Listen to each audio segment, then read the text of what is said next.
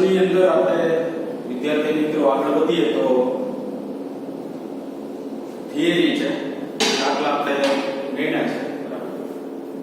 થિયરીની અંદર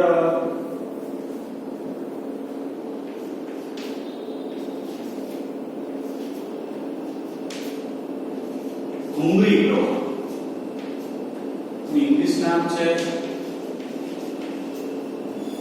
eddy current.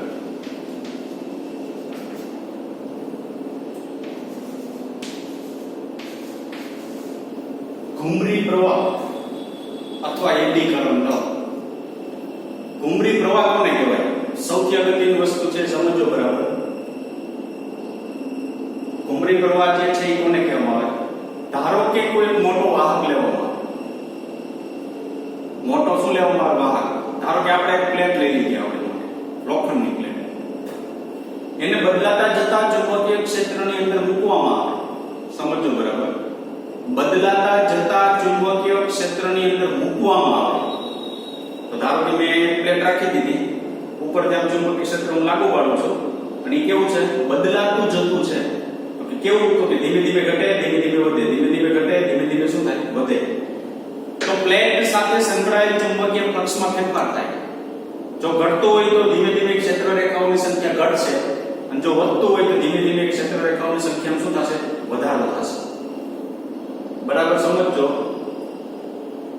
શું કીધું? તો કે એક મારી પાસે પ્લેટ છે, મોટો વાહક છે, એને બદલાતા જતા ચુંબકીય ક્ષેત્રની અંદર હું મૂકી દઉં છું.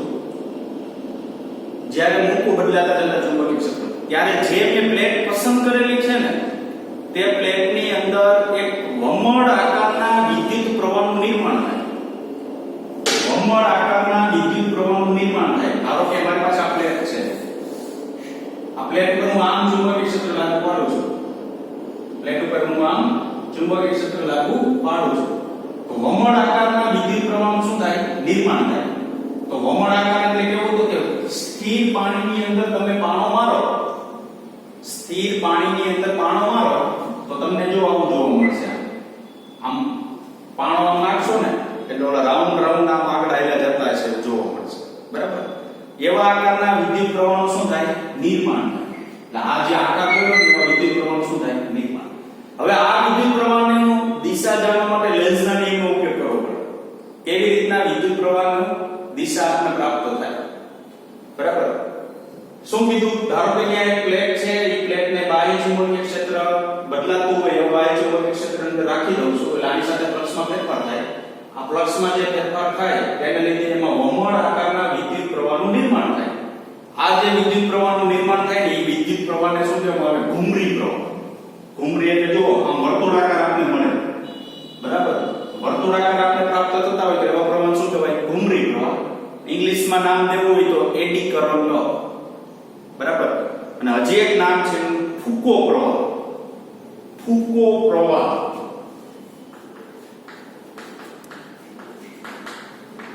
શું કામ ફુકો પ્રવાહ? કારણ કે ફુકો નામના વૈજ્ઞાનિક ભૌતિક શાસ્ત્રીએ એડી પ્રવાહની શોધ કરી હતી, એટલા માટે નામ આપવામાં આવે છે બીજું શું? ફુકો પ્રવાહ. ખ્યાલ આવ્યો કે નહીં? બરાબર. તો એડી પ્રવાહ જે છે એમાં શું કીધું મેં? કાયમ ઘુમરી પ્રવાહ કહેવાય, કાયમ એડી પ્રવાહ કહેવાય, કાયમ શું કહેશું? ફુકો પ્રવાહ. એટલે આપણે લગભગ તો ઘુમરી અથવા એડી નો ઉપયોગ કરશું, આનો ઉપયોગ નહીં કરીએ. ઘુમરી એટલે કેવા? વમળ આકારના જે પ્રાપ્ત થાય છે. તમે એક મોટા વાહકને બદલાતા જતા ચુંબકીય ક્ષેત્રમાં રાખ્યું તો એમાં એડી કરંટ મળે છે. આ એડી કરંટ નહીં, આમ વમળ આકાર દર્શાવ્યું. હવે દિશા મારે દર્શાવી છે. બદલાતું જતું એટલે મેં શું કીધું? તો કે અહીંયા ચુંબકીય ક્ષેત્ર છે, આમ જાય છે. ચુંબકીય ક્ષેત્રના મૂલ્યમાં વધારો થાય છે, ચુંબકીય ક્ષેત્ર મૂલ્યમાં શું થાય? ઘટાડો થાય. તો ફ્લક્સમાં ફેરફાર થયું કહેવાય. ધીમે ધીમે આ વધતું હોય કે ધીમે ધીમે ઘટતું. હવે આની દિશા કેવી રીતના લેવી? તો લેન્ઝના નિયમનો ઉપયોગ કરવાનો છે દિશા લેવા માટે. પરંતુ મેં તમને આગળ એક બે વિધાન લખાયેલા છે. જો કોઈ વાહક છે એમાં વધતું ફ્લક્સ હોય તો લાગુ પાડેલા ચુંબકીય ક્ષેત્રની વિરુદ્ધ દિશામાં પ્રવાહ લેવો, અને કોઈ વાહક છે એમાં ઘટતું ફ્લક્સ હોય તો લાગુ પાડેલા ચુંબકીય ક્ષેત્રની દિશામાં પ્રવાહ લેવો. મેં જો અહીં ચુંબકીય ક્ષેત્ર આમ લાગુ પાડેલું છે. ધારો કે આ જે છે ને એની સાથે ફ્લક્સ વધે છે. અત્યારે આ છે જ નહીં, ભૂલી જાઓ. ફ્લક્સ શું થાય છે? વધે છે. તો અત્યારનું ચુંબકીય ક્ષેત્ર જે લાગુ પાડો છો એના મૂલ્યમાં વધારો થાય છે. મૂલ્યમાં વધારો થતો હોય એટલે ફ્લક્સના મૂલ્યમાં વધારો થાય. તો ફ્લક્સમાં વધારો થાય તો લાગુ પાડેલા ચુંબકીય ક્ષેત્રની વિરુદ્ધ દિશામાં પ્રવાહ પડે. લાગુ પાડેલું ચુંબકીય ક્ષેત્ર તમારું આમ છે, અંગૂઠાનો દિશો લઈ લેવાનો. બરાબર? તો મારે આમ બને. હવે ફ્લક્સમાં શું થાય છે? વધારો. લાગુ પાડેલા ચુંબકીય ક્ષેત્રને કેવું? વિરુદ્ધ દિશામાં અંગૂઠો ફેરવી નાખવાનો. તો પ્રવાહ કેવો મળે?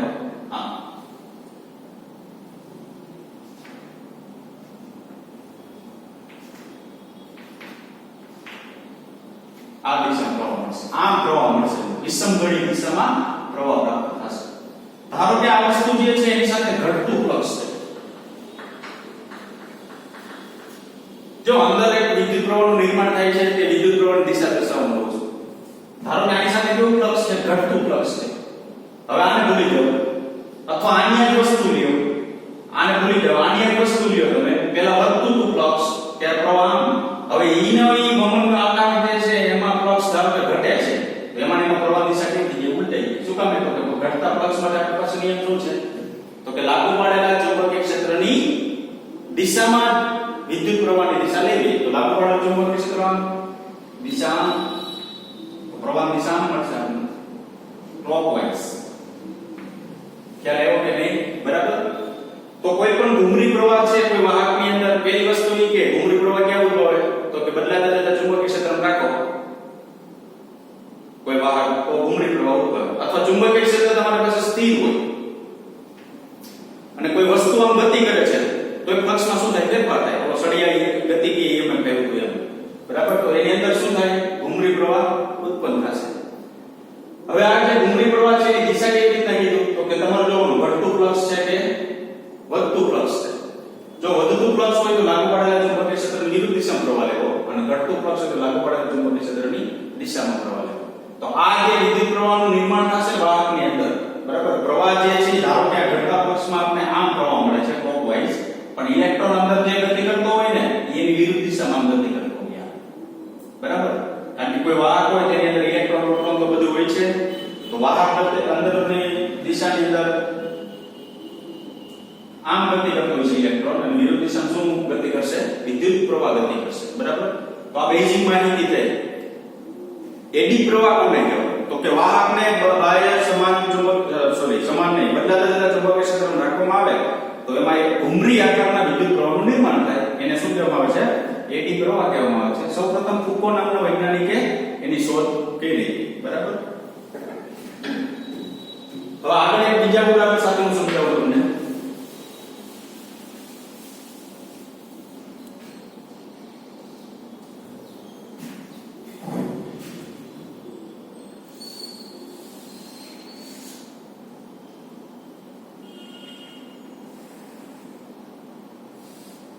ધારો કે આ એક તકતી છે.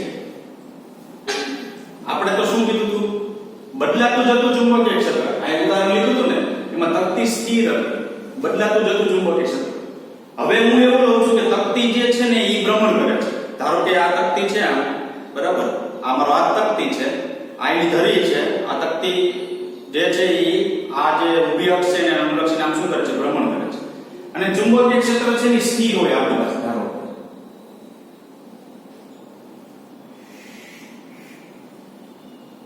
આ એન ધ્રુવ છે, આ શું છે? એસ ધ્રુવ. તો એન ધ્રુવ પાસેથી ચુંબકીય ક્ષેત્ર રેખા એક ના બહાર આવશે. ધારો કે અહીં લાગુ પડેલી છે અને આ તકતી છે એ ઓમેગા જેટલી કોણીય ઝડપથી ધારો કે આમ શું કરે છે? આમ ભ્રમણ કરે છે. બરાબર? તો આ વ્યૂ થયો ને એ કેવો વ્યૂ થયો? સાઈડ વ્યૂ થયો. સાઈડમાંથી તમે જોવો ને તો એ વસ્તુ તમને એ દેખાય. તકતી જે છે તમે જોવો છો અત્યારે એ પ્રમાણે આ ધરી છે અને અહીંથી આ તકતી છે ને આમ ભ્રમણ કરે છે. આ એક ચુંબક રાખ્યું. એ ચુંબકનું ચુંબકીય ક્ષેત્ર સ્થિર જ છે. ધારો કે બે ક્ષેત્ર રેખા આમ જાય છે એ સ્થિર જ છે. ફરે છે કોણ? નીચે આમ તકતી છે ને એ આમ ઓલા કુંભારનો ચાકડો હોય ને એની જેમ શું થાય છે? ફરે છે. તો આ જે છે ને એ સાઈડ વ્યૂ છે. હું ટોપ એટલે ઉપરથી જોઉં છું. ધારો કે ઉપરથી જોઉં ને મને આવું જ દેખાય.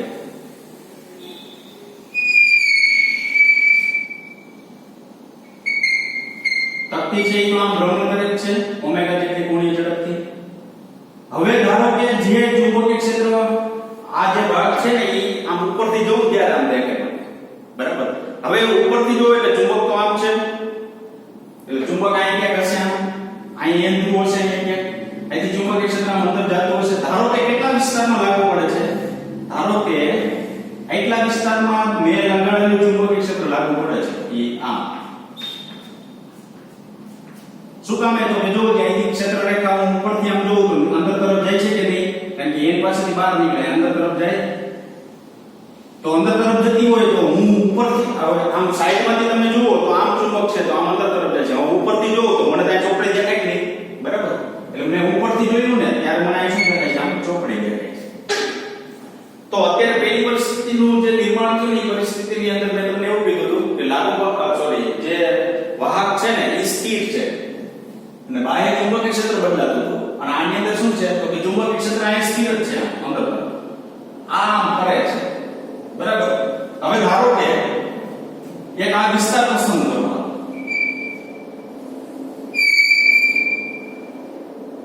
આ વિસ્તાર આપણે શું કર્યો? પસંદ કર્યો. હવે સમજો બરાબર. હવે આ વિસ્તાર હું પસંદ કરું તો આકૃતિ આમ કરે છે કે નહીં? એક સમય એવો આવશે કે આ જે બહુમન આકાર મેં જે દોર્યું છે ને એ ભાગ છે ને આ ચુંબકીય ક્ષેત્રની અંદર પ્રવેશે. બહુમન આકાર જે મેં દોરેલું છે ને એ ચુંબકીય ક્ષેત્રની અંદર શું થાય? પ્રવેશે. હવે પ્રવેશે તો તમને ખબર જ છે કોઈ પણ વાહક છે ચુંબકીય ક્ષેત્રની અંદર ગતિ કરવા જાય ને એટલે એના ચુંબકીય ફ્લક્સમાં વધારો થાય. તો જ્યારે આ અંદર તરફ આમ ગતિ કરવા જશે ને એટલે ચુંબકીય ફ્લક્સમાં શું થાય? વધારો. તો જો ચુંબકીય ફ્લક્સમાં વધારો થાય તો વધતું ફ્લક્સ થયું. તો વધતું ફ્લક્સ હોય તો એમાં મારે વિદ્યુત પ્રવાહ દિશા લેવી હોય તો તમારે એવું કહેવાનું લાગુ પાડેલા ચુંબકીય ક્ષેત્રની વિરુદ્ધ દિશામાં. તો મેં લાગુ પાડેલું ચુંબકીય ક્ષેત્ર આમ છે કે નહીં? બરાબર. એની વિરુદ્ધ દિશામાં પ્રવાહ મને કેમ મળવો જોઈએ? હા.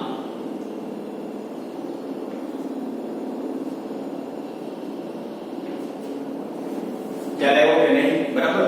તો મેં જે રિંગ દોરેલી છે બહુમન આકાર ઈ જો આમ ફરે છે આ તીર બીજું આમ ફરે છે એટલે જ્યારે આની અંદર એન્ટર થશે ને ત્યારે એન્ટી પ્રવાહની દિશા છે ને એ આ પ્રકારે જોવા મળશે. આમ એન્ટી ક્લોકવાઇઝ જોવા મળશે. હવે એક સમય એવો હશે કે ઈ ભાગ છે ને આની અંદર એન્ટર થયા પછી આ ફરે છે ભાગ એટલે ઈ એક સમય એવો છે કે આ બાહ્ય ચુંબકીય ક્ષેત્ર જે લાગુ પડેલું છે ને એનાથી બહાર નીકળશે. બહાર નીકળશે ધારો કે બહાર નીકળી ઈ ભાગ ક્યાંથી શું નીકળી ગયો? બહાર. તો બહાર તો આપણે ખબર છે કોઈ વાહક છે એ બાહ્ય ચુંબકીય ક્ષેત્રની બહાર નીકળે તો એના ચુંબકીય ફ્લક્સમાં શું થાય? ઘટાડો. તો ઘટાડો થાય તો લાગુ પડેલા ચુંબકીય ક્ષેત્રની દિશામાં. તો લાગુ પડેલું ચુંબકીય ક્ષેત્ર આમ છે તો એની દિશા આમ. બરાબર. તો હું અહીંયા આમ કરી શકું.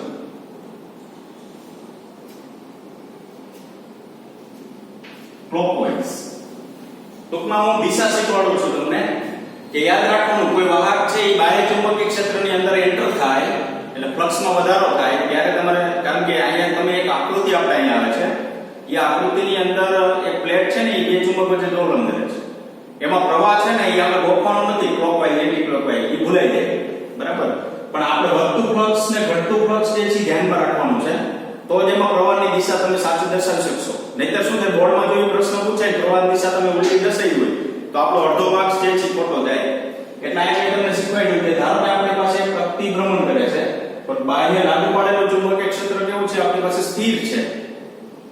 પ્રતિ ભ્રમણ કરે છે લાગુ પાડેલું ચુંબકીય ક્ષેત્ર જો સ્થિર હોય તો હવે ઘૂમરી પ્રવાહ જે છે કયા પ્રકારે ઉદ્ભવે? તો કે જે ભાગ ચુંબકીય ક્ષેત્રની અંદર એન્ટર કરે ને તેમાં લાગુ વધતું ફ્લક્સ હોય કારણ કે આમ જાશે ચુંબકીય ક્ષેત્ર એમાં પસાર થતી ક્ષેત્ર રેખાની સંખ્યા વધશે. વધતું ફ્લક્સ હોય તો લાગુ પાડેલું ચુંબકીય ક્ષેત્ર વિરુદ્ધ દિશામાં પ્રવાહ લેવો. એ ભાગ જો બહાર નીકળી જાય ત્યારે ઘટતું ફ્લક્સ હોય તો લાગુ પાડેલા ચુંબકીય ક્ષેત્રની વિરુદ્ધ દિશામાં પ્રવાહ લાગુ પાડેલા આમાં વિરુદ્ધ દિશામાં લેવો. વધતું ફ્લક્સમાં ઘટતા ફ્લક્સમાં લાગુ પાડેલા ચુંબકીય ક્ષેત્રની દિશામાં પ્રવાહ લેવો. તેનો મતલબ એવો કે ધારો કે કોઈ ચુંબક હોય વચ્ચે પ્લેટ આમ દોલન કરતી હોય ત્યારે ચુંબકીય ક્ષેત્રની અંદર એન્ટર થાય ને ત્યારે વધતું જો ફ્લક્સ હોય તો લાગુ પાડેલા ચુંબકીય ક્ષેત્રની વિરુદ્ધ દિશામાં પ્રવાહ લેવો. બહાર નીકળે એટલે ઘટતું ફ્લક્સ થાય તો લાગુ પાડેલા ચુંબકીય ક્ષેત્રની દિશામાં પ્રવાહ લેવો. એટલે જ મેં તમને બે વિધાન લખાવેલા હતા. એ બે વિધાન જે છે ને એ સૌથી અગત્યના વિધાન છે. બરાબર. લાગુ પાડેલા ચુંબકીય ક્ષેત્રની દિશામાં અને લાગુ પાડેલા ચુંબકીય ક્ષેત્રની વિરુદ્ધ દિશામાં. ચાલો હું અહીંયા ઉદાહરણ લઉં છું. એક ઉદાહરણ આપણે આપેલું છે ઇલેક્ટ્રોમેગ્નેટિક ડેમ્પિંગ.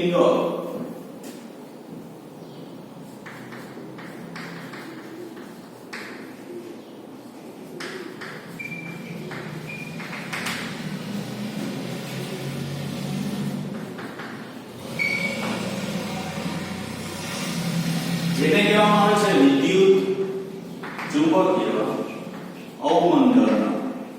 ડેમ્પિંગ એટલે અવમંદન કહેવામાં આવે છે. બરાબર. અહીંયા આકૃતિ એક આપેલી છે.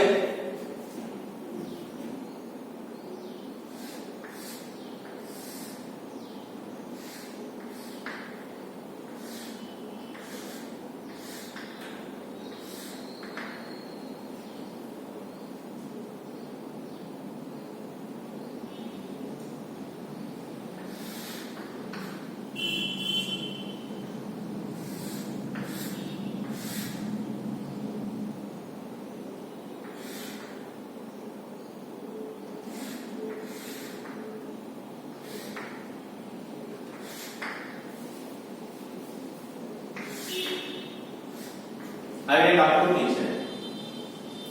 આ જે છે ને આપણી પાસે S ધ્રુવ છે, આ છે ને આપણી પાસે N ધ્રુવ છે. S ધ્રુવ હોય એટલે આપણે ખબર N પાસેથી ચુંબકીય ક્ષેત્ર રેખાઓ બહાર નીકળતી હોય અને S પાસે શું થતી હોય? એન્ટર થતી હોય. તો હવે મેં બે શક્તિશાળી ચુંબક રાખેલા છે. ધારો કે મારા બે હાથ છે ને ચુંબક છે. બરાબર. હું આને S કહું ને તો મારે અહીંયા ચોકડી દોરવી પડે. શું કામ ચોકડી દોરવી પડે? અહીંયા કારણ કે અહીંથી ક્ષેત્ર રેખા અંદર જતી હોય તો ચોકડી દોરવી પડે. હું આને N કહું તો અહીંથી બહાર આવતી ચુંબકીય ક્ષેત્ર તો અહીં મારે શું કરવું પડે? ડોટ દોરવો પડે. તો હું અહીં દોરું છું. અહીં મારી પાસે આમ છે.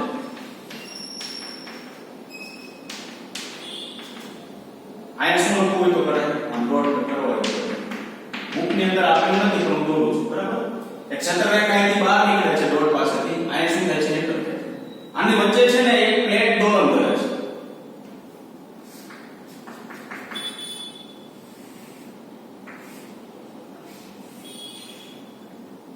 એક પ્લેટ છે ને શું કરે છે? દોલન કરે છે. હવે યાદ રાખજો તમારે, ધારો કે એક આમ બે શક્તિશાળી ચુંબક રાખેલા છે વચ્ચે પ્લેટ છે શું કરે છે? આમ દોલન કરે છે.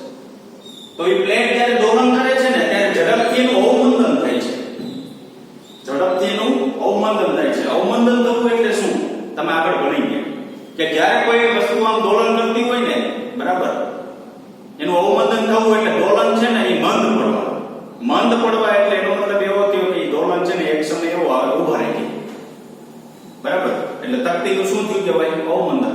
તો અહીંયા શું થાય છે? જો આમ દોલન થાય ને તો ઝડપથી આમ બે લાગુ પાડેલું ચુંબકીય ક્ષેત્ર છે ને એની વચ્ચે ઊભું રહી જાય છે.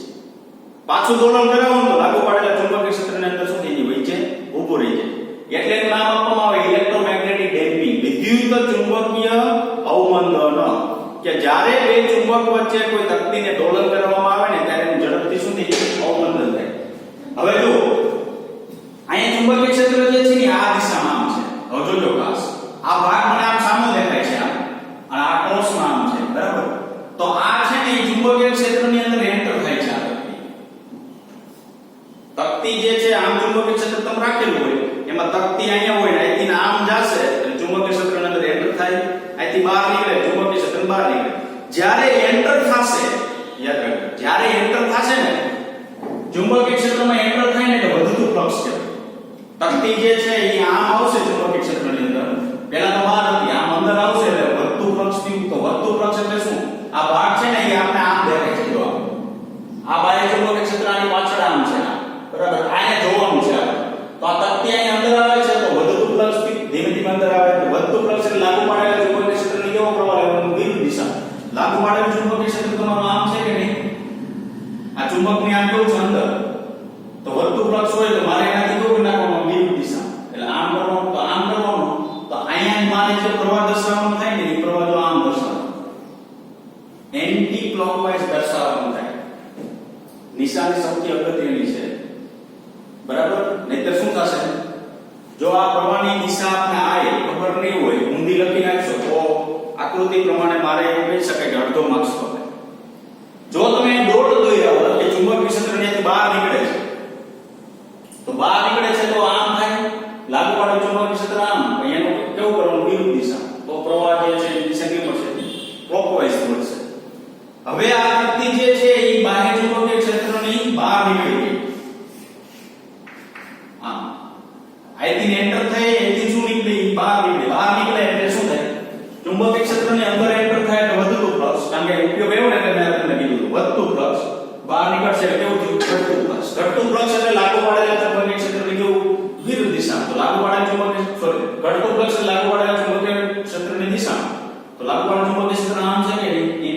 દિશામાં. તો આપણે કેવું લેવાનું? ક્લોકવાઇઝ લેવાનું. ખ્યાલ આવ્યો? આ કઈ પરિસ્થિતિ થઈ? તો કે અહીંથી આ S ધ્રુવ છે, આ N ધ્રુવ છે, અહીંથી પ્લેટ આવે એટલે વધતું ફ્લક્સ, ત્યારે પ્રવાહ આ પ્રમાણ મળે, પાછી બહાર નીકળે ઘટતું ફ્લક્સ. હવે દોલન કરે છે તો આ પ્લેટ પાછી આમ અંદર જશે. તો જ્યારે અંદર જશે ને ત્યારે વિદ્યુત પ્રવાહની દિશા એમ થઈ જાય. આમ હતી ને એના જગ્યાએ શું આવે? આમ. અત્યારે મેં જો અહીં તીર દર્શાવેલા છે, એનો મતલબ ઈ આમ આવે છે. હું તીર આમ દર્શાવ્યો ને એનો મતલબ આમ જાય છે. હવે આમ જતી હોય તો આને આ પ્લેટ છે ને એમાં આમ અંદર આયા એન્ટર થશે ને પાછી, તો પાછું વધતું ફ્લક્સ આવે. લાગુ પાડેલા ચુંબકીય ક્ષેત્ર વિરુદ્ધ દિશામાં, તો આ પ્રવાહની દિશા આમ હતી ને જગ્યાએ પ્રવાહની દિશા પાછી ઉલટાઈ ગઈ. પાછું આમ ઉપર જશે તો આને પાછું કેવું આવશે? તો કે બહાર આમ સામેની સાઈડ બહાર નીકળી જશે. તો બહાર ચુંબકીય ક્ષેત્ર બહાર નીકળી ગયું તો ઘટતું ફ્લક્સ, તો પાછી પ્રવાહની દિશા શું થઈ ગઈ? ત્યાં ઉલટાઈ ગઈ. તો આ પરિસ્થિતિ કઈ આપેલી છે આપણે કહેવાય? તો કે બે ચુંબક આમ રાખેલા છે, તેની વચ્ચે પ્લેટ આમ આવે છે, એ પરિસ્થિતિ છે. આમ જાય છે એ પરિસ્થિતિ નથી. આમ જાય છે એ પરિસ્થિતિ હોય ને તો મારે પ્રવાહની દિશા શું થઈ જાય? ઉલટાઈ જાય. તો અહીંયા હું એવું કહી શકું કે જ્યારે બે શક્તિશાળી ચુંબક વચ્ચે જ્યારે શું? તો કે બે શક્તિશાળી ચુંબક વચ્ચે જ્યારે કોઈ પ્લેટ છે એ દોલન કરે છે તે દરમિયાન તેમાં વિદ્યુત પ્રવાહ, જ્યારે પ્લેટ જે છે ચુંબકીય ક્ષેત્રની અંદર એન્ટર થાય ત્યારે વિદ્યુત પ્રવાહ એક દિશામાં મળે છે, બહાર નીકળે ત્યારે વિદ્યુત પ્રવાહ બીજી દિશામાં મળે છે. એનું કારણ શું? તો કે અંદર જશે ત્યારે ફ્લક્સના મૂલ્યમાં વધારો થાય છે અને બહાર નીકળશે ત્યારે ફ્લક્સના મૂલ્યમાં શું થાય છે? ઘટાડો થાય છે. પાછી અંદર જશે એટલે ફ્લક્સના મૂલ્યમાં વધારો થાય, પાછી બહાર નીકળશે એટલે ફ્લક્સના મૂલ્યમાં શું થાય છે? ઘટાડો થાય છે. આમ ફ્લક્સના મૂલ્યમાં થતો ફેરફાર અને વિદ્યુત પ્રવાહની દિશા છે એ સતત શું થાય છે? બદલાયા કરે છે. આ પ્લેટની અંદર ઘૂમરી પ્રવાહ ઉત્પન્ન થાય છે. આ પ્રવાહની દિશા મેં દર્શાવેલી છે. આ રીતના જે ઘૂમરી પ્રવાહ જે છે પ્લેટની અંદર શું થાય છે? ઉત્પન્ન થાય છે. આ ઉત્પન્ન થતા ઘૂમરી પ્રવાહ છે એ તમે લાગુ પાડેલું જે ચુંબકીય ક્ષેત્ર છે, કારણ કે પ્રવાહ લીધે ચુંબકીય ક્ષેત્ર પાછું મળશે ને આપણે. આ ઉત્પન્ન થતા ઘૂમરી પ્રવાહ જે છે એ તમે લાગુ પાડેલા ચુંબકીય ક્ષેત્ર જે છે એનો વિરોધ કરે છે. આ વિરોધ કરવાથી વચ્ચેની પ્લેટ જે દોલન કરતી હોય ને એનું શું થાય છે? અવમંદન થાય. એટલે એક સમય એવો આવે કે એ ધારો કે સ્થિર થઈ. શું કામે? તો કે આની અંદર જે ફ્લક્સ છે ને એનો વિરોધ કરે છે. ફ્લક્સનો વિરોધ કરે છે. ફ્લક્સનો વિરોધ થવાથી કારણ કે જો પ્રવાહ આમ પાછું ઊંધો, પાછો આમ, પાછો આમ, એક સમય એવો આવે પછી વચ્ચે શું થઈ જાય? ઊભું રહી. તો આ જે ઘટના છે ને ઘટના શું કહેવામાં આવે? ઇલેક્ટ્રોમેગ્નેટિક ડેમ્પિંગ લો. આ ઇંગ્લિશ નામ છે. ગુજરાતીમાં શું કહેવાય? વિદ્યુત ચુંબકીય અવમંદન. વિદ્યુત ચુંબકીય શું કહેવામાં આવે છે? અવમંદન કહેવામાં આવે છે. ખ્યાલ આવ્યો? બરાબર. તો વિદ્યુત ચુંબકીય અવમંદન જે છે કોને કહેવામાં આવે? તો કે આપણે એવું કહેવાનું કે બે શક્તિશાળી ચુંબક લેવાના, વચ્ચે પ્લેટને દોલન કરવાનું અને એમાં શું ઉદ્ભવે? અવમંદન ઉદ્ભવે. કોના લીધે અવમંદન ઉદ્ભવે? લાગુ પાડેલા ચુંબકીય ક્ષેત્રની વિરોધ કરતી દિશામાં એમાં ચુંબકીય ક્ષેત્ર ઉત્પન્ન થાય. એટલે તો કે દોલનનો શું કરે? એ વિરોધ કરે. દોલનનો વિરોધ કરે એટલે વચ્ચે પ્લેટ છે એ શું થઈ જાય? ઝડપથી ઊભી રહી જાય. બરાબર. હવે તો કે આ જે વિદ્યુત ચુંબકીય અવમંદન જે છે ઇલેક્ટ્રોમેગ્નેટિક ડેમ્પિંગ, બરાબર, એનું નિવારણ શું છે? નિવારણ એટલે શું?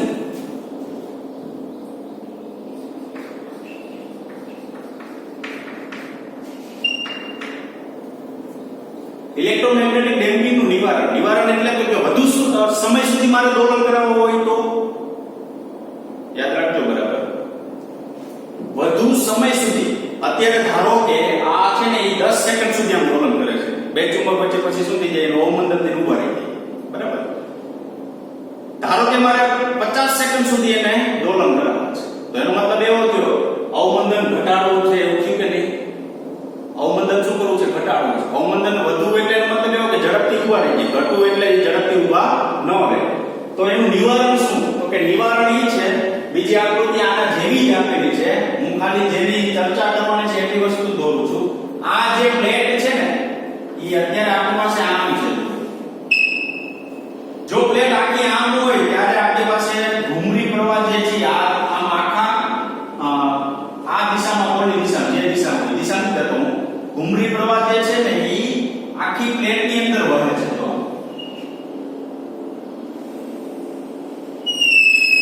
બરાબર. એની જગ્યાએ જો હું પ્લેટ ખાંચાવાળી બનાવી નાખું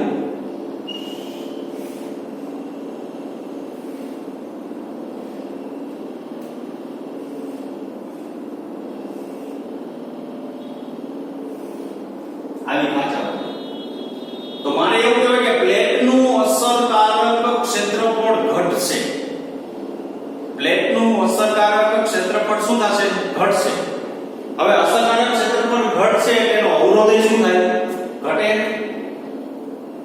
એનો અવરોધ જે છે એના મૂલ્યમાં શું થશે? ઘટાડો થશે. અને હવે પ્રવાહ જે છે ને, હવે જે પ્રવાહ છે ને એ વ્યક્તિગત સ્રોતની અંદર પસાર થશે. જુઓ,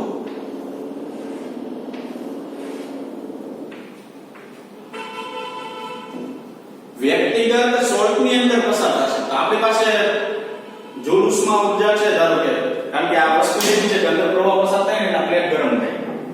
બરાબર? એ હમણાં આપણે કહેશું બધું. પ્લેટ આખી ગરમ થાય એના કરતા સોલ્ટ પાડી દેવામાં આવે. બરાબર? તો જે ઉષ્મા ઊર્જા વ્યય થતી હોય ને એના મૂલ્ય શું થાય? ઘટાડો થાય. શું કામ? કે અસરકારક ક્ષેત્રફળ શું થઈ ગયું? ઘટી ગયું. અને આખાની અંદર જે એડી પ્રવાહ કરંટ પસાર થતા હતા ને એની જગ્યાએ વ્યક્તિગત સોલ્ટની અંદર એડી પ્રવાહ પસાર થશે. તો પેલા લો જે બહુ આખો ભાગ ગરમ થતો, હવે આખો ભાગ ગરમ નહીં થાય અને અસરકારક ક્ષેત્રફળ શું થઈ ગયું? ઘટી ગયું. તો અવમંદન છે એ તમે શું કરી શકો? ઘટાડી શકો. ઘટાડી શકો એટલે હવે આવી પ્લેટ જો અહીં રાખી દેવામાં આવે ને, આવી પ્લેટ, તો વધુ સમય સુધી શું કરી શકે? આમ દોલનો કરી શકે. બરાબર? અસરકારક ક્ષેત્રફળ ઘટવાથી એટલે યાદ રાખવાનું કે જે વિદ્યુત પ્રવાહને ગતિ કરવા માટેનું જે ક્ષેત્રફળ ઘટે ને એટલે એમાંથી ઉષ્મા ઊર્જા જે વ્યય થઈ ઓછી થાય. ઓછી થાય એટલે ગરમની વસ્તુ ઓછી થાય. ઓછી ગરમ થવાથી એનું અવમંદન ઘટી જાય. ઘટી જાય એટલે વધુ સમય સુધી આવી પ્લેટ છે એ બે ચુંબક વચ્ચે દોલન કરી શકે. જો આ પ્લેટ છે એ 10 સેકન્ડ સુધી દોલન કરી શકતી હોય, આ પ્લેટ છે એ 20 સેકન્ડ સુધી શું કરી શકે? દોલન કરી શકે. બરાબર? આ એક એક્ઝામ્પલ આપેલું છે આપણે કે આખી પ્લેટને લીધે આ સોલ્ટ વાળી પ્લેટ છે એ પસંદ કરો. બરાબર? આ ખાઈમાં થતું હતું આખું ગરમ થતું હતું. હવે આ વ્યક્તિગત સોલ્ટ ગરમ થશે પણ આ વચ્ચેનું અસરકારક ક્ષેત્રફળ તો નીકળી ગયું. જો અસરકારક ક્ષેત્રફળ નીકળી જાય તો એનો મતલબ એવો કે એડી પ્રવાહ ઘટી ગયો. એડી પ્રવાહ ઘટે એટલે એનો મતલબ એવો થયો કે વિરોધ જે થતો હોય ને દોલનનો એ ઓછો થઈ જાય. ઓછો થઈ જાય એટલે વધુ સમય સુધી શું કરી શકે? દોલન કરી શકે. આ એનું શું થયું? નિવારણ. બરાબર? કે કાઈ નહીં, એના માટે શું કરવાનું? સોલ્ટ એટલે કાપા પાડી દો. ચાલો, મુશ્કેલીઓ છે.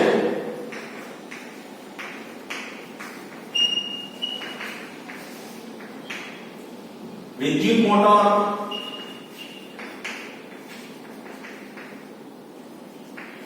અને ડાયનેમિક. વિદ્યુત મોટર એટલે તો કે આપણી ઘરે પાણીની મોટર અને વિદ્યુત મોટર. ડાયનેમો એટલે શું? તો કે એક પ્રકારનું એસી જનરેટર નાનું. તમને ખબર હોય તો તમે નાના હતા ત્યારે સાયકલની અંદર એક આવડી વસ્તુ પાછળના ટાયર સાથે આમ જોઈન્ટ કરી દેતા. હવે એ પાછળની વસ્તુની મોટર જે છે આમ ફરે ને આગળ આપણે લેમ્પ રાખ્યો, ખબર હોય એટલે લેમ્પ થાતો. બરાબર? એ ડાયનેમો કહેવાય. અને વિદ્યુત મોટર જે છે એ શું છે? તો કે આપણે પાણીની મોટર. પાણીની મોટર જો ખોલો ને તો તેની અંદર એક મોટરની અંદર ગૂંચળું હોય છે જેને ટ્રાન્સફોર્મર કહેવામાં આવે છે. શું કહેવામાં આવે છે? ટ્રાન્સફોર્મર. આના પછીના 7મા ચેપ્ટરની અંદર તમને ટ્રાન્સફોર્મર વિશે માહિતી આવશે ત્યારે વધુ ડિટેલ ખબર પડી જશે. જે ગૂંચળું જે છે ને એની અંદર ટ્રાન્સફોર્મર હોય. ટ્રાન્સફોર્મરની રચના કેવી હોય? તો કે એની અંદર છે ને લોખંડનો ટુકડો હોય. એની આજુબાજુ છે ને આમ ગૂંચળું વીંટાયેલું હોય છે. યાદ રાખજો, એક લોખંડનો ટુકડો હોય છે તેની આજુબાજુ શું વીંટાયેલું હોય છે? ગૂંચળું વીંટાયેલું હોય છે. તો મુશ્કેલી જે છે એ શું થાય છે? તો કે જ્યારે આખા લોખંડના ટુકડાને, ધારો કે ચોક છે લોખંડનો ટુકડો, એની સાથે હું ગૂંચળું વીંટી દઉં પછી પ્રવાહ એમાં પસાર કરું ને તો લોખંડના ટુકડાની અંદર એડી પ્રવાહ ઉત્પન્ન થાય. તો લોખંડના ટુકડાની અંદર જ્યારે એડી પ્રવાહ ઉત્પન્ન થશે ને ત્યારે લોખંડનો ટુકડો પોતે ગરમ થશે.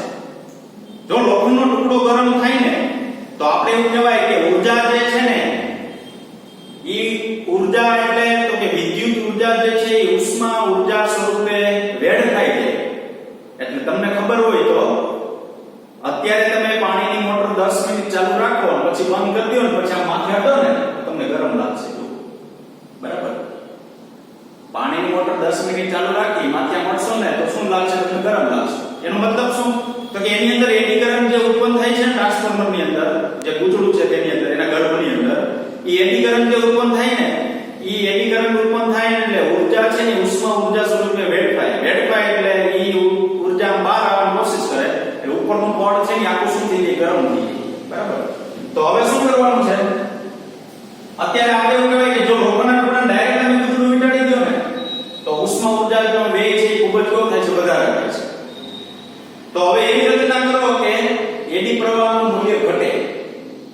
આમાં એડી પ્રવાહનું મૂલ્ય બહુ વધી જાય કારણ કે આખો ટુકડો ગરમ થાય એડી પ્રવાહનું મૂલ્ય શું થાય ઘટે તો ઘટાડવા માટે શું કરવામાં આવે તો કે આ લોખંડનો જે ટુકડો છે ને આ લોખંડનો જે ટુકડો આપણે પસંદ કર્યો હતો ને એના જ આમ સોલ્ટ પાડવામાં આવે સોલ્ટ એટલે શું વેફર પાડવામાં આવે ધારો કે હું એક ઉદાહરણ દઈ દઉં સિમ્પલ તમને બટેટું હોય બટેટાને વેફર પાડી નાખો પાડી નાખી હવે નીચે જે આપણે વેફર જે ભેગી થઈ હોય ને એ પાછી ભેગી કરવી હોય એટલે બટેટું થઈ જાય પાછું ઈલી કે નો થાય બરાબર શું કીધું આખું બટેટું છે ને એને સોલે આપણે તાર વીટી પછી પ્રવાહ પસાર કરો પણ શું કીધું મેં બટેટાના સોલ્ટ પાડી દે બટેટાના સોલ્ટ પાડો વેફર થઈ જાય ઈનાઈ બટેટાના બધા સોલ્ટ ઈનાઈ બટેટાના બધા સોલ્ટ ભેગા કરી દો પાછું બટેટું થઈ જાય આ બે સોલ્ટ વચ્ચે એટલે આ જે ભાગ છે ને એની વચ્ચે અવાહક કોણ રાખો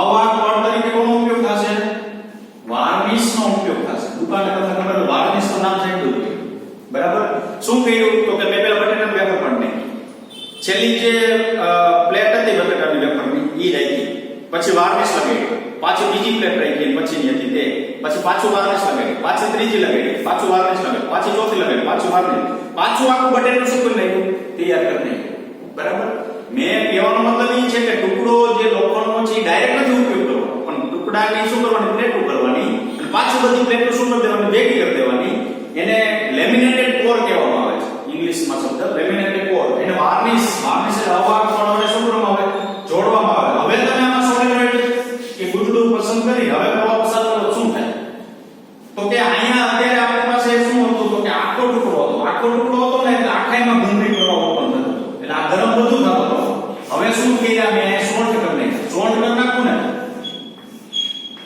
એટલે વ્યક્તિગત પ્લેટની અંદર શું થાય વિદ્યુત પ્રવાહ પસાર થાય એટલે અસરકારક એડી પ્રવાહનું અસરકારક ક્ષેત્રફળ ઘટે એટલે અવરોધ ઘટે બરાબર એડી પ્રવાહનું અસરકારક ક્ષેત્રફળ શું થઈ જાય ઘટી જાય એટલે જે ઉષ્મા ઊર્જા વ્યય થતી હોય આખા સળંગ ટુકડામાં તેના કરતા સોલ્ટ પાડી પાછો એના જેવડો ટુકડો પાછો રાખી દો ને તો એડી પ્રવાહની મુશ્કેલી છે એનું શું કરી શકાય નિવારણ કરી શકાય તો અહીં જે મુશ્કેલી હતી ને વિદ્યુત મોટરની ડાયનેમોમાં તેમાં શું કરવામાં આવે સોલ્ટ પાડવામાં આવે ટુકડો લોખંડનો ધારો કે આ ચોક જ છે આ ચોકના હું આમ ટુકડા 20 કરના બધા ટુકડા વચ્ચે વાર્નિશ નાખો પાછો આવો ટુકડો તૈયાર કરી નાખ પછી હવે હું મીટી દઉં તો હવે જે ઊર્જા ઉષ્મા જે ઉત્પન્ન થશે ને કેવી થશે ઓછી થશે શું કામ તો એડી પ્રવાહની વેલ્યુ ઘટી ગઈ એડી પ્રવાહ ઘટી જાય એટલે ઉષ્મા ઊર્જા જે વ્યય થતી હોય વેડફાતી હોય એ કેવી થાય ઓછી વેડફાય તો હવે અત્યારે તમે જો વેડફાય છે હું સાવ એવું નથી કહેતો કે સાવ વેડફાતી જ નથી અત્યારે તમે જે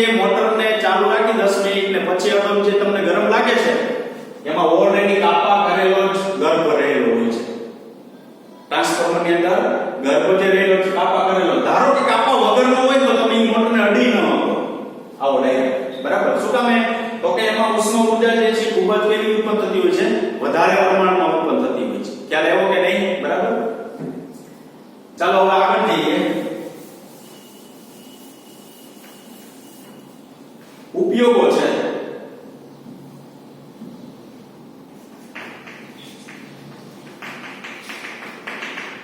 પહેલો ઉપયોગ છે ટ્રેનમાં ચુંબકીય બ્રેક ટ્રેનની અંદર ચુંબકીય બ્રેક ઉપયોગ સૌથી અગત્યના છે બોર્ડની અંદર પૂછાણા છે બરાબર એક વખત એવું પૂછાણું ઉપયોગો લખો સમજાવો એવું નહીં લખો એટલે ચાર ઉપયોગ જે છે ને ચાર ઉપયોગો જ આપણે લખી નાખવાના એટલે 4 માર્ક્સ 2 માર્ક્સ મળતા બરાબર શું કીધું ટ્રેનમાં જો નામ બરાબર યાદ રાખજો ભૂલી જતા ટ્રેનમાં ચુંબકીય બ્રેક ટ્રેન અમુક ટ્રેન એવી હોય છે કે એમાં ચુંબક દ્વારા પ્રાય આપણે ધારો કે સ્ટેશન હોય સ્ટેશન ત્યાં તો ટ્રેન ઊભી રાખવાની હોય ત્યાં નીચે પાટાની અંદર ચુંબક જે છે એ સ્થિત કરેલો હોય છે અને પાછી આ બ્રેક જે છે ને એ કેવી લાગે છે સ્મૂથ લાગે છે સ્મૂથ બ્રેક સ્મૂથ એટલે ધીમે ધીમે ફોર વ્હીલ એન્જિન ની ડાયરેક્ટ બ્રેક લગાડો ડાયરેક્ટ ઊભી રહી જાય આ એન્જિનમાં ડાયરેક્ટ બ્રેક લગાડો તો પાછળ શું હોય છે 10 ડબ્બા હોય છે તો 10 ડબ્બા આગળ આવી જાય તો ડાયરેક્ટ બ્રેક લાગે સ્મૂથ બ્રેક ધીમે ધીમે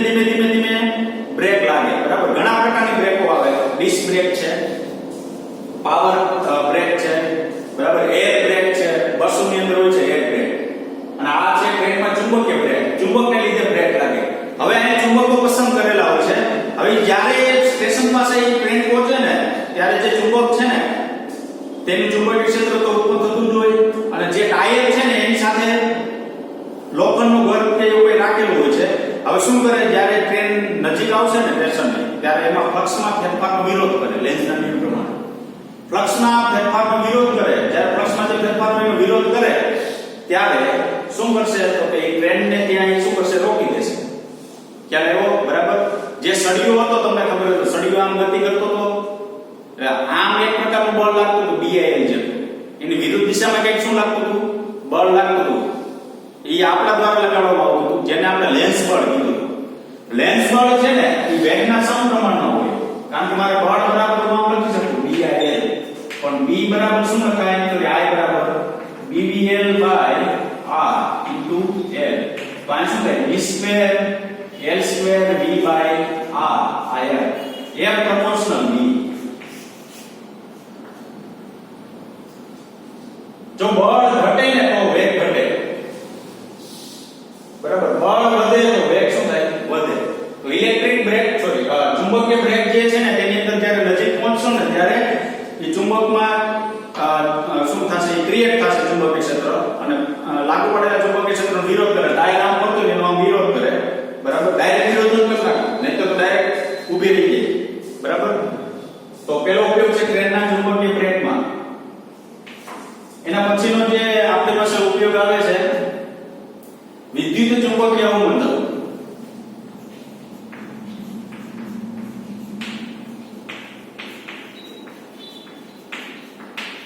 તો આમાં તો મારે કઈ કહેવાનું નથી, શું કામ અહીં વિદ્યુત ચુંબકીય અવમંદન. પણ અહીંયા ઉદાહરણ જે છે કે આપણે ગેલ્વેનોમીટરનું આપેલું છે.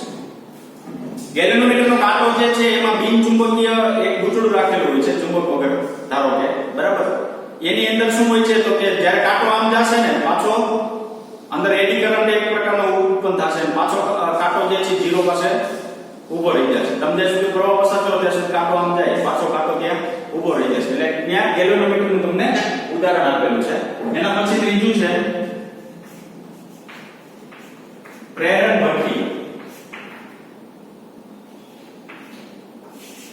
ઇન્ડક્શન ભઠ્ઠી, ઇંગ્લિશમાં નામ દેવું હોય ને, ઇન્ડક્શન ભઠ્ઠી કહેવાય અથવા પ્રેરણ ભઠ્ઠી. કોને કહેવાય, તો કે ધારો કે આ એક ભઠ્ઠી છે, આ રૂમ છે, આ શું છે, ભઠ્ઠી છે. આ રૂમની અંદર બે બાજુ બેની દિવાલો જે છે શક્તિશાળી ચુંબકીય ક્ષેત્રની છે, શક્તિશાળી ચુંબક છે. અહીં N ધ્રુવ છે ને અહીં S ધ્રુવ, એટલે ચુંબકીય ક્ષેત્ર આમ બહાર નીકળે આખા રૂમની અંદર છે. ભઠ્ઠી કામ શું કરે, તો કે લોખંડનો ટુકડો લ્યો, લોખંડના ટુકડાને આમ ઉપરથી આમ મૂકવામાં આવે, એ નીચે પહોંચે ત્યાં સુધીમાં એ પીગળી જાય. શું કામ, તો ઉપરથી નીચે આવે તે દરમિયાન, ધારો કે આ લોખંડનો ટુકડો છે ને શક્તિશાળી બે ચુંબક છે, ઉપરથી આમ નીચે આવે તે દરમિયાન આની અંદર શું થશે, એડી પ્રવાહ ઉત્પન્ન થશે. એટલો એડી પ્રવાહ ઉત્પન્ન થાય કે તમે વિચારી ન શકો એટલો. તો એટલો બધો એડી પ્રવાહ જો ઉત્પન્ન થાય તો ઊર્જા છે એ જુલુસમાં ઊર્જા સ્વરૂપે વ્યય થવા માંડે, અને લોખંડનો ટુકડો શું થઈ જાય, એટલો ગરમ થઈ જાય કે એ પોતે પીગળી જાય. એને શું કહેવાય, પ્રેરણ ભઠ્ઠી અથવા ઇન્ડક્શન ભઠ્ઠી. એના પછી છે ચોથું ઇલેક્ટ્રિક પાવર મીટર. આપણી ઘરે અત્યારે તો બધાને ડિજિટલ મીટર આવી ગયા છે. તમને ખબર હોય તો એક ચક્રી વાળું મીટર હતું, પેલા હતું, પેલા ચુંબક ચોંટાડતા ને એવું બધું કરતા ચક્રી રોકવા માટે, બરાબર. એ ચુંબક એટલા માટે જોડાડવામાં આવે કે ચક્રીની અંદર છે ને એડી પ્રવાહ ઉત્પન્ન થાય છે. ચુંબક એટલા માટે જોડાડવામાં આવે કે એડી પ્રવાહ જે ઉત્પન્ન થાય ને એમાં અવમંદન, એટલે કે ચક્રી રોકવા માટે અહીંથી નીચેથી ચુંબક લગાડી દેવામાં આવે, બરાબર. તો અંદરના ભાગમાં ચળકતી જે ચક્રી છે એ એડી પ્રવાહને લીધે શું કરે છે, ઘૂમે છે. તો ચાર ઉપયોગ જે છે સૌથી અગત્યના, ટ્રેનમાં ચુંબકીય બ્રેક છે, વિદ્યુત ચુંબકીય અવમંદન છે, પ્રેરણ ભઠ્ઠી છે અને ઇલેક્ટ્રિક પાવર. યાદ કેટલું રાખવાનું છે, એક વમણ આકારના જે વિદ્યુત પ્રવાહનું નિર્માણ થાય, બરાબર. એ વમણ આકારના વિદ્યુત પ્રવાહનું જે નિર્માણ થાય એને શું કહેવામાં આવે છે, એડી પ્રવાહ કહેવામાં આવે છે. આ મેં તમને વ્યૂ દર્શાવ્યું છે, આ નોંધ સ્વરૂપે કે લખી નાખજો એટલે આપણે ખ્યાલ આવે. યાદ એટલું રાખવાનું કે ચુંબકીય ક્ષેત્રની અંદર એન્ટર થતું હોય તો લાગુ પડેલા ચુંબકીય ક્ષેત્રના ફ્લક્સમાં જો વધારો થતો હોય લાગુ પડેલા ચુંબકીય ક્ષેત્રની વિરુદ્ધ દિશામાં પ્રવાહ લેવો, નહીતર એની દિશામાં લેવો. તો અહીંયા જશે એટલે વિરુદ્ધ દિશામાં, નીકળશે એટલે એની દિશામાં, પાછો જશે વિરુદ્ધ દિશામાં, નીકળશે એટલે એની દિશામાં, બરાબર. આ ઘટના છે એને ઇલેક્ટ્રોમેગ્નેટિક ડેમ્પિંગ. મુશ્કેલીની અંદર તો કે વિદ્યુત મોટર અને ડાયનેમોની અંદર ગર્ભમાં રહેલું ટ્રાન્સફોર્મરની અંદર એક લોખંડનો ટુકડો હોય છે. લોખંડનો ટુકડો જે છે વાર્નિશના અસંખ્ય એવા પાતળા પ્લેટ વડે એને જોઈન્ટ કરવામાં આવે છે. નહીંતર શું થાય છે, એની અંદર બહુ ઉષ્મા ઊર્જા ઉત્પન્ન થાય. બહુ ઉષ્મા ઊર્જા ઉત્પન્ન થાય તો એ તમે શું કરે, બહુ ગરમ થાય, બરાબર, તો બળી જવાની શક્યતા વધુ રહે. એટલે લેમિનેટેડ કોરમાં ઉપયોગ કરવામાં આવે પ્લેટ